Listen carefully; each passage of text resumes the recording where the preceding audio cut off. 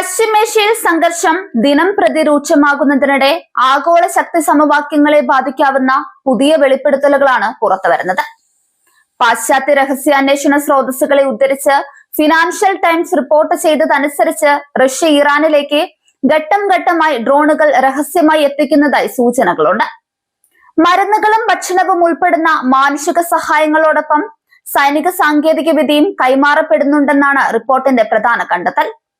വിയോൺ ഉൾപ്പെടെയുള്ള മാധ്യമങ്ങളും ഈ റിപ്പോർട്ട് ചൂണ്ടിക്കാട്ടിയിട്ടുണ്ട്.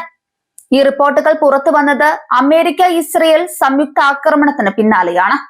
അതിനുശേഷം വളരെ വേഗത്തിലാണ് റഷ്യയും ഇറാനും തമ്മിലുള്ള ഇടപാടുകൾ ശക്തമായതെന്നാണ് സൂചന. പ്രത്യേകിച്ച് ഇറാൻ ഇതിനകം തന്നെ ഉക്രൈനിൽ ഉപയോഗിക്കാൻ റഷ്യയ്ക്ക് ഷാഹിദ് പരമ്പരയിലെ ഡ്രോണുകൾ നൽകിയിരുന്നു എന്ന പശ്ചാത്തലത്തിൽ ഇപ്പോഴത്തെ അവസ്ഥ ഒരു റോൾ റിവേഴ്സ് ആയി വിലയിരുത്തപ്പെടുന്നു. അതായത് മുൻപ് വിതരണക്കാരനായിരുന്ന ഇറാൻ ഇപ്പോൾ സാങ്കേതികമായി മെച്ചപ്പെടുത്തിയ സംവിധാനങ്ങൾ തേടുന്ന നിലയിലേക്കാണ് മാറിയിരിക്കുന്നത്. എന്നാൽ ഈ ആരോപണങ്ങളെ റഷ്യ ശക്തമായി നിഷേധിച്ചിട്ടുണ്ട്. റഷ്യൻ പ്രസിഡന്റിന്റെ വക്താവായ ദിമിത്രി പെസ്കോവ് വ്യാജ വാർത്തകൾ വ്യാപകമായി പ്രചരിക്കുകയാണ് എന്ന് പറഞ്ഞുകൊണ്ട് സൈനിക സഹായം നൽകിയെന്ന ആരോപണം തള്ളിക്കളഞ്ഞു.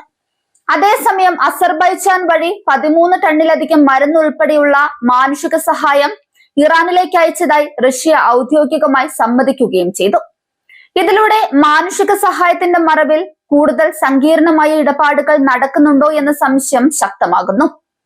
റഷ്യയുടെ ലക്ഷ്യം വെറും യുദ്ധസഹായത്തിൽ ഒതുങ്ങുന്നില്ലെന്നാണ് പാശ്ചാത്യ വിശകലനങ്ങൾ പറയുന്നത്. ഇറാൻ ഭരണകൂടത്തിന്റെ രാഷ്ട്രീയ സ്ഥിരത ഉറപ്പാക്കുക എന്നതാണ് റഷ്യയുടെ വലിയ ലക്ഷ്യമെന്ന് വിലയിരുത്തപ്പെടുന്നു. സൈനിക സഹായത്തോടൊപ്പം സാമ്പത്തികവും സാങ്കേതികവുമായ പിന്തുണ നൽകിക്കൊണ്ട് ഇറാനെ ശക്തിപ്പെടുത്താനുള്ള ശ്രമമാണ് ഇതിന് പിന്നിൽ. ഇത് ഒരു പരസ്യ പ്രതിരോധ കരാറില്ലാത്തതെങ്കിലും പ്രായോഗികമായി പ്രവർത്തിക്കുന്ന ഒരു തന്ത്രപരമായ സഖ്യത്തിന്റെ രൂപീകരണമായി കാണപ്പെടുന്നു. ഡ്രോണുകളുടെ പ്രാധാന്യം ഇവിടെ പ്രത്യേകിച്ച് ശ്രദ്ധേയമാണ്. ഇറാൻ ഇതിനകം തന്നെ ചെലവ് കുറഞ്ഞ എന്നാൽ കൃത്യതയേറിയ ഡ്രോണുകൾ ഉപയോഗിച്ച് യുദ്ധഭൂമിയിൽ വലിയ മാറ്റം സൃഷ്ടിച്ച രാജ്യമാണ്. 2023 മുതൽ റഷ്യ ഇറാനിയൻ ഡിസൈനുകൾ അടിസ്ഥാനമാക്കി സ്വന്തം ഡ്രോണുകൾ വൻതോതിൽ നിർമ്മിച്ചു വരികയാണ്.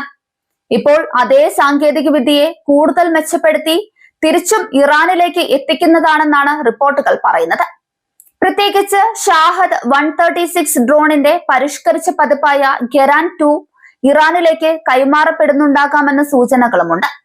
ഈ ഡ്രോണുകൾക്ക് കൂടുതൽ ഭാരമേറിയ പെലോഡുകൾ വഹിക്കാനുള്ള കഴിവും ആന്റി ജാമിംഗ് സാങ്കേതിക വിദ്യയും മെച്ചപ്പെട്ട നാവിഗേഷൻ സംവിധാനങ്ങളും ഉള്ളതായി റിപ്പോർട്ടുകൾ പറയുന്നു.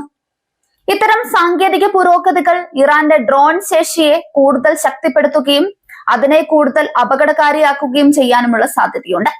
അതേസമയം സൈനിക സഹായം ഡ്രോണുകളിൽ മാത്രം ഒതുങ്ങുന്നില്ലെന്നും റിപ്പോർട്ടുകൾ പറയുന്നു. ഉപഗ്രഹ ചിത്രങ്ങൾ, ഇന്റലിജൻസ് ലക്ഷ്യമിടൽ സഹായങ്ങൾ, വ്യോമ പ്രതിരോധ സംവിധാനങ്ങൾ എന്നിവയും റഷ്യ ഇറാനുമായി പങ്കുവെക്കാൻ സാധ്യതയുണ്ടെന്ന് ഇന്റലിജൻസ് വൃത്തങ്ങൾ വിലയിരുത്തുന്നുണ്ട്. 500 വെർബ ലോഞ്ചറുകളും 2500 മിസൈലുകളും ഉൾപ്പെടുന്ന ഒരു വലിയ വ്യോമ പ്രതിരോധ പാക്കേജ് പോലും റഷ്യ പദ്ധതിയിട്ടതായി സൂചനയുണ്ട്. എന്നാൽ അമേരിക്കയുമായി നേരിട്ടുള്ള ഏറ്റുമുട്ടൽ ഒഴിവാക്കാൻ S-400 പോലുള്ള അത്യാധുനിക സംവിധാനങ്ങൾ നൽകുന്നതിൽ റഷ്യ ഇപ്പോഴും ജാഗ്രത പുലർത്തുകയാണ്. ഈ പശ്ചാത്തലത്തിൽ റഷ്യ ഇറാൻ ബന്ധം ഒരു സാധാരണ സഹകരണത്തിനപ്പുറം ആഴത്തിലുള്ള തന്ത്രപരമായ പങ്കാളിത്തത്തിലേക്ക് നീങ്ങുന്നതായി വ്യക്തമാണ്. ഔദ്യോഗികമായി പരസ്പര പ്രതിരോധ കരാറില്ലെങ്കിലും ആയുധങ്ങൾ, സാങ്കേതിക വിദ്യ, ഇന്റലിജൻസ് എന്നിവയുടെ കൈമാറ്റം വർദ്ധിക്കുന്നത് ഈ ബന്ധത്തിന്റെ ശക്തിയെ വ്യക്തമാക്കുന്നു. ഇത് ലോകരാഷ്ട്രീയത്തിൽ വലിയ പ്രത്യാഘാതങ്ങൾ ഉണ്ടാക്കാൻ സാധ്യതയുള്ള ഒരു വികസനമാണ്. പ്രത്യേകിച്ച് പശ്ചിമേഷ്യയിലെ നിലവിലെ സംഘർഷാവസ്ഥയിൽ ഈ കൂട്ടുകെട്ട് ശക്തി പ്രാപിക്കുന്നത് മേഖലയിലെ ശക്തി സമവാക്യങ്ങളെ മാറ്റിമറിക്കാം. ചെറിയ തോതിലുള്ള സാങ്കേതിക കൈമാറ്റങ്ങൾ പോലും വലിയ യുദ്ധങ്ങൾക്ക് വഴിയൊരുക്കുന്ന സാഹചര്യത്തിൽ റഷ്യ ഇറാൻ സഹകരണം ഭാവിയിലെ ആഗോള രാഷ്ട്രീയത്തിൽ നിർണായക ഘടകമാകുമെന്ന് വിദഗ്ധർ വിലയിരുത്തുന്നുണ്ട്.